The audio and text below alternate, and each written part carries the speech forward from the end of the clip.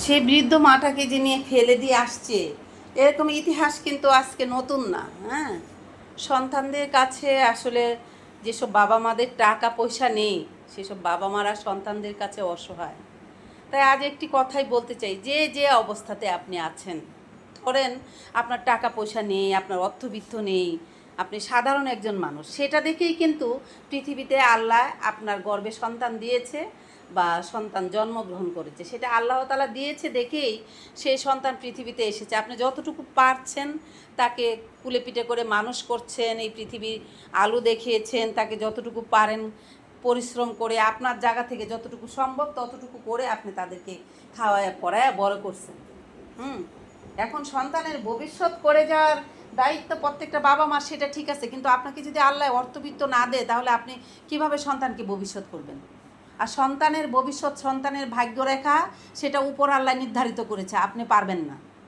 যদি কোনো সন্তান বলে যে তোমার জন্য, তুমি কেন আমার জন্য অর্থ সম্পদ তৈরি করো নাই, তুমি কেন আমার জন্য ভবিষ্যৎ করো নাই, তোমাকে আল্লাহ তোমার ভাগ্যে যতটুকু রেখেছে তুমি ততটুকু পেয়েছো, ততটুকু আল্লাহ দিয়েছে। আর বাকিটুকু হচ্ছে আল্লাহ বলছে তোমার ভাগ্য পরিবর্তন করার জন্য তুমি খাটো, তোমার মেধা খাটাও, তোমার পরিশ্রম করো, বাকিটুকু আমি তোমার চলার ব্যবস্থা করে দিব। ভাত খাও, ভাত খাও, চলে যেতেছে, দেখছেন?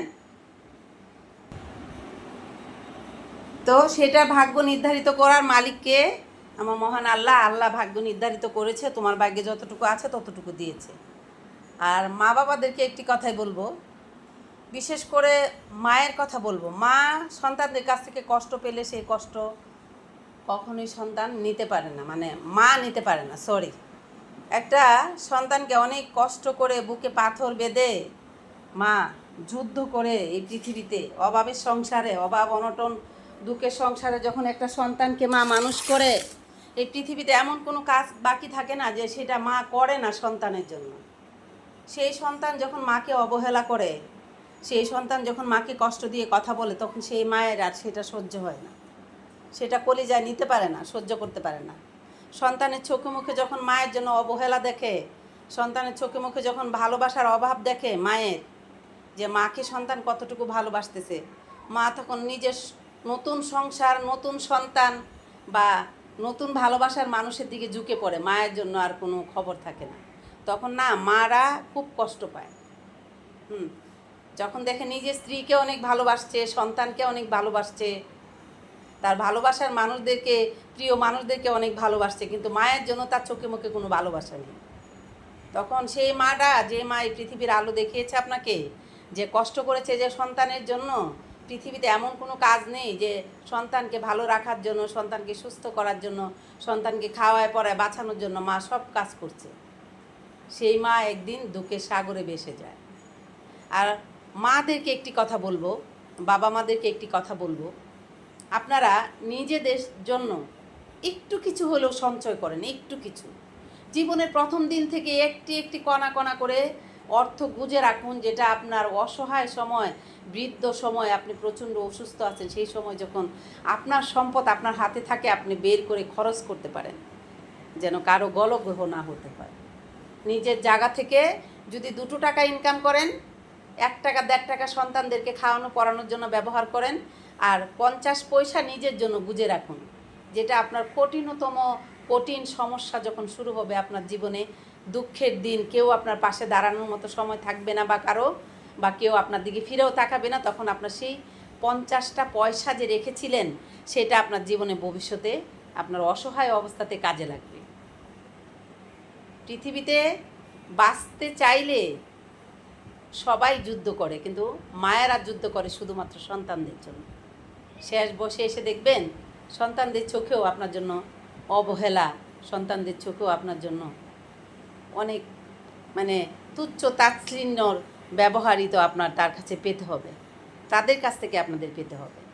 তাই নিজেদের যাদের সম্পদ আছে আগে আগে সন্তানদের নামে লিখে দিবেন না, আর যাদের সম্পদ নেই, কষ্ট করে রোজগার করছেন, তারাও একটু একটু করে গুজে রাখুন, নিজের অসহায় সময়ের জন্য, নিজের খারাপ সময়ের জন্য, নিজের দুঃখের সময়ের জন্য। তো বন্ধুরা, আজ এই ভিডিওর মাধ্যমে একটি কথাই বলতে চাই, নিজের জন্য কিছু করে রাখুন। মানুষ একটা কথাই বলে না, কণা কণা বিন্দু জ্বলে ভরে তুলে সাগর। তো যেখান থেকে আপনি একটি মাত্র পয়সা কামাই করবেন, সেখান থেকে এক রতি পয়সা জমানোর চেষ্টা করবেন।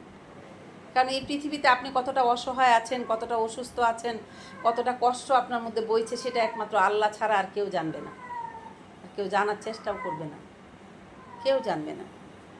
তাই নিজের জন্য কিছু একটা করুন আপনারা, যেন আপনাদের দুঃখের দিনে আপনারা সেটা কাজে লাগাতে পারেন। এই পৃথিবীর যত অসহায় বাবা মা রয়েছে, সবার জন্য আমার প্রাণের তরফ থেকে রইল অনেক অনেক দোয়া আর এক বুক ভালোবাসা। আল্লাহ যেন সেই অসহায় বাবা মা বা অসহায় মাদের জন্য আল্লাহ ছায়া হয়ে থাকে, তাদের বিপদ মুক্ত করে। আমি সেই দোয়াই করলাম বা সেই দোয়াই করি। আমি সবসময় একটি দোয়াই করি যে অসহায় মা জননী যেন এই পৃথিবীতে কোনো কারণে কষ্ট না পায়। কারণ মায়ের কান্না আল্লাহর আরশে পৌঁছে যায়। মায়ের কান্না, মায়ের কষ্ট অনেক কষ্টদায়ক, হৃদয় বিতারণ একটা ঘটনা, হৃদয়ের মধ্যে এসে লাগে, হৃদয় বিতারণ একটা ঘটনা। তাই সবাই ভালো থাকবেন বন্ধুরা, আর হৃদয়ের গভীর থেকে অসহায় বাবা মাদের জন্য দোয়া করবেন। তাহলে আজ আমি এখান থেকে বিদায় নিচ্ছি। আপনাদের সাথে দেখা হবে আমার অন্য কোনো সময়, অন্য কোনো ভিডিওতে। আর হ্যাঁ, শেষবারের মতো একটি কথা বলে যেতে চাই, আপনাদের গর্ভধারণী মায়ের প্রতি অনেক অনেক বেশি ভালোবাসা দেখান, অনেক যত্ন নিন, তাকে আগলে রাখার চেষ্টা করুন। কারণ সে যখন আপনাদেরকে ছেড়ে এই পৃথিবী ছেড়ে চলে যাবে, আর কোনো দিন আপনাদের কাছে ফিরে আসবে না। টাটা।